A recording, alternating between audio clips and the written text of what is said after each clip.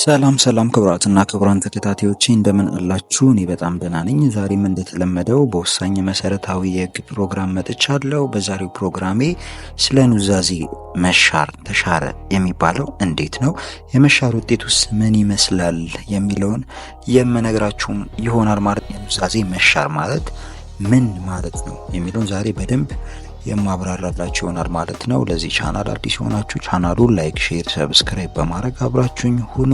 ቀጥታ ወደ ዛሬው ፕሮግራሜ እገባለሁ።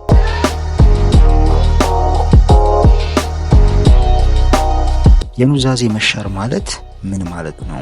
የኑዛዜ መሻር ማለት አንድ ተናዛዥ ኑዛዜውን ካደረገ በኋላ ያደረገው ኑዛዜ እንዳይፈጸም ጨርሶ ውጤት እንዳይኖረው አስቦ የሚያደርገው ማናቸውም ድርጊት ኑዛዜውን በማናቸውም ጊዜ የሚሽርበት ሁኔታ ነው የኑዛዜ መሻር የሚባለው ማለት ነው።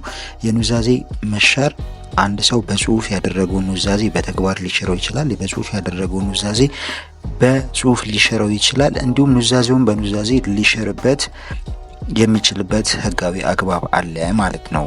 ኑዛዜውን ግን ለመሻር ምን ያስፈልጋል? ማንስ ነው ኑዛዜ የሚሽረው የሚለውን በውርስ ህግ ውስጥ ትልቁ ቦታ የሚሰጠው ነገር ነው። ተናዛዡ ያደረገው ኑዛዜ በማንኛውም ሰዓት መሻር ቢችልም እንኳን ቀድሞውኑ ያደረገው ኑዛዜ በህግ ፊት የጸናና ውጤት ያለው መሆን መቻል ይኖርበታል።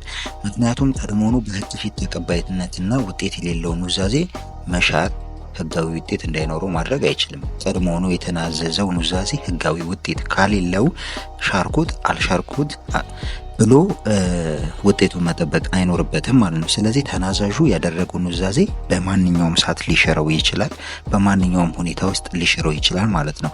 ነገር ግን ያንን ኑዛዜ ለመሻር ቀድሞውኑ የተደረገው ኑዛዜ ህጋዊ ነበር ወይ ብሎ መጠየቅ መቻል ይኖርበታል ማለት ነው። ነገር ግን ኑዛዜን ራሱ ተናዛዡ መሻር የሚችልበት አግባብ አለ ማለት ነው። ኑዛዜ በተናዛዡ ራሱ ብቻ ነው በማናቸውም ጊዜ ሊሽረው የሚችለው ማለት ነው። ኑዛዜ በባህሪው ጥብቅ የሆነ ህጋዊ ተግባር ነው። ስለዚህ ኑዛዜን መሻር የሚችለው ራሱ ተናዛዡ ብቻ በማናቸውም ጊዜ ሊሽረው ይችላል ማለት ነው።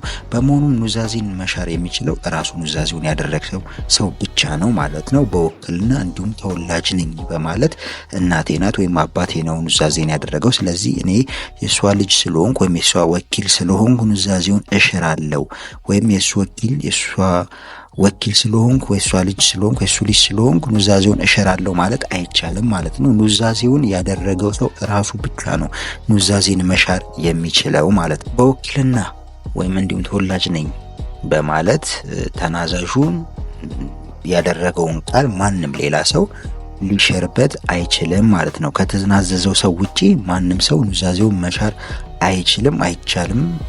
ኑዛዜውን ያደረገው ሰው በኑዛዜ ካደረገ በኋላ አእምሯዊ ጤንነቱን አጥቶ ህጋዊ ተግባራትን ለመፈጸም ችሎታውን ቢያጣና በፍርድ ቢከለከል የተናዘዘው ኑዛዜ ራሱ ሊሽረው አይችልም ማለት ነው። ይህንን በምሳሌ ላስረዳ። ምን ማለት ነው? አንድ በ60 ዓመቱ የተናዘዘ ሰው ወይም የተናዘዘ ሰው ነገር ግን ከአመት ወይም ደግሞ ከ2 ከ3 ወራት በኋላ አእምሯዊ ጤንነቱን ቢያጣና በፍርድ ቢከለከል ከዚህ በኋላ ህጋዊ ተግባራትን መፈጸም ስለማይችል ተብሎ በፍርድ ቢከለከል ያንን ኑዛዜ ተመልሶ መሻር የሚችልበት ህጋዊ ሁኔታ የለም ማለት ነው። በቃ ተናዟል። አሁን ችሎታ የሌለው ሰው ሆኗል። ህጋዊ ተግባራትን መፈጸም አይችልም። ስለዚህ ያንን ኑዛዜ እንደተናዘዘው ይቀራል ማለት ነው። በሌላ በኩል አንድ ተናዛዥ ኑዛዜን አልሽርም ብሎ ውል ሊገባ አይችልም። በመሆኑም አንድ ተናዛዥ ኑዛዜውን ላለመሻር ከሌላ ሰው ጋር ውል ሊገባ አይችልም። ቢገባ እንኳን ውሉ ህጋዊ ውጤት የለውም ማለት ነው። ምን ማለት ነው? ይህንን በሌላ ምሳሌ ለማስረዳት ያህል አንድ ተናዛዥ ሰው ኑዛዜ ካደረገ በኋላ ለተናዘዘለት ሰው ይህንን ኑዛዜ አልሽርም፣ ስለዚህ ይህንን ስለማልሽር ይህንን ነገር ታደርግልኛለህ ብሎ ውል ሊገባ አይችልም ማለት ነው። ኑዛዜን በማንኛውም ሰዓት ሊሻር የሚችል ተግባር ቢሆንም እንኳን ቅሉ ኑዛዜው መሻር የሚችለው ማን ነው? ኑዛዜውስ የሚሻረው በምን አግባብ ነው ብሎ ህግ ይጠይቃል ማለት ነው። ስለዚህ አንድን ኑዛዜ መሻር የሚችለው ራሱ የተናዘዘው ሰው ነው እንጂ በውክልናም በተወላጅነትም ኑዛዜን ሊሻር አይችልም ማለት ነው። ሌላው ደግሞ ኑዛዜን እሽራለሁ ወይም አልሽርም በማለት ከሌላ ሰው ጋር ውል መግባት አይችልም ማለት ነው። ቢገባ እንኳን ያደረገው ውል ተቀባይነት አይኖረውም ማለት ነው። ይህንን እንድታውቁልኝ ፈልጋለሁ። ሌላኛው ተናዛዡ ኑዛዜውን ሊሽርባቸው የሚችሉ መንገዶች አሉ። አንድ ተናዛዥ የተናዘዘው ኑዛዜ በሁለት የተለያየ መንገድ ሊሽረው ይችላል። አንደኛው ኑዛዜውን በግልጽ ሲሽረው ወይም ኤክስፕረስ ሪቮኬሽን ሲሆን፣ ሁለተኛው ደግሞ በተዘዋዋሪ ኢምፕላይድ ሪቮኬሽን ኑዛዜውን ሊሽር ይችላል ማለት ነው።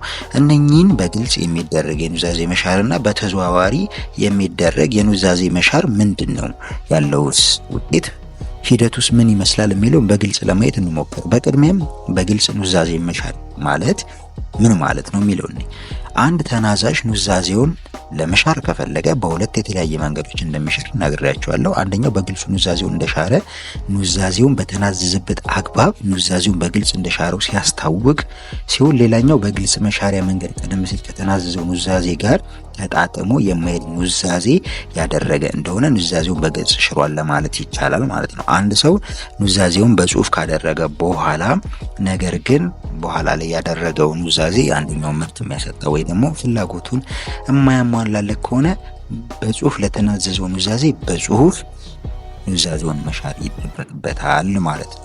ወይም ደግሞ የበፊቱን በግልጽ ኑዛዜ ነው ነበረውን ኑዛዜ ሽሬዋለሁ ሳይል ነገር ግን ከበፊቱ ጋር ተጣጥሞ ሊሄድ የማይችል ኑዛዜ የተናዘዘ እንደሆነ ያኑ ኑዛዜ በግልጽ እንደሻረው ይቆጠራል። ይህንን በምሳሌ ላስረዳ። አንድ ሰው ቴሌቪዥኔን ለአቶ እከሌ ሰጥቻለሁ በማለት ከተናዘዘ በኋላ ድጋሜ ይህንን ቴሌቪዥን ለአቶ እከሌ ሰጥቻለሁ ብሎ በፊት ላልሰጠው ወገን ቢሰጥ በግልጽ ሽሮታል ይባላል ማለት ነው። አንደኛ ባደረገበት አግባብ ነው ኑዛዜውን የሻረው። ሁለተኛው ደግሞ የበፊቱ ኑዛዜ እንዳይፈጸም የሚያደርግ ሌላ ኑዛዜ ስለሰጠ ኑዛዜውን በግልጽ ሽሯል ለማለት ያስችለናል ማለት ነው። ሌላኛው በተዘዋዋሪ መንገድ የሚደረግ ኑዛዜ መሻር ነው። ይህ የኑዛዜ መሻር የሚባለው ተናዛዡ ኑዛዜውን ካደረገ በኋላ ኑዛዜ ውጤት እንዳይኖረው የሚያደርግ ተግባር በመፈጸም ኑዛዜውን በተዘዋዋሪ ሊሽረው ይችላል። በተዘዋዋሪ ኑዛዜውን ሽሯል ከሚባለው ውስጥ ተናዛዡ ኑዛዜውን ከቀደደው፣ ቃላቶቹን ከሰረዘ፣ በኑዛዜው ለአንዱ ግለሰብ የሰጠው ለሌላ ግለሰብ ቅድም እንዳልኳቸው አሳልፎ ከተሰጠ በተዘዋዋሪ እንደሻረው ይቆጠራል ማለት ነው ኑዛዜ። በመሆኑም አንድ ኑዛዜ የሚሻረው በእነኚህ በሁለት መንገዶች ናቸው። አንደኛው ኤክስፕረስሊ ሲሆን፣ ሁለተኛው ኢምፕላይድሊ ሪቮክ ሊያደርገው ይችላል ኑዛዜውን ማለት ነው። ሌላኛው እዚህ ላይ በዛሬው ፕሮግራሜ በደንብ እንድትይዙልኝ የምፈልገው ነገር ምንድነው፣ ኑዛዜን መሻር የሚችለው ራሱ የተናዘዘው ሰው ነው። ራሱ ከተናዘዘው ሰው ውጪ በውክልና እንዲሁም ልጅ ነኝ በማለት ተወላጅ ነኝ በማለት ኑዛዜን መሻር አይቻልም ማለት ነው። በዚህ አግባብ ኑዛዜ የሚሻር ይሆናል ማለት ነው። ሌላኛው ምንድነው፣ በግልጽ ኑዛዜ ይሻራል፣ እንዲሁም በተዘዋዋሪ መንገድ ኑዛዜ ሊሻር ይችላል ማለት ነው። በዚህ አግባብ ኑዛዜዎች ሊሻሩበት የሚችሉበት ሁኔታ አለ ማለት ነው። ለዛሬ አበቃው። በቀጣይ ሌላ መሰረታዊ የህግ ፕሮግራም እስከምንገናኝ መልካም ጊዜ።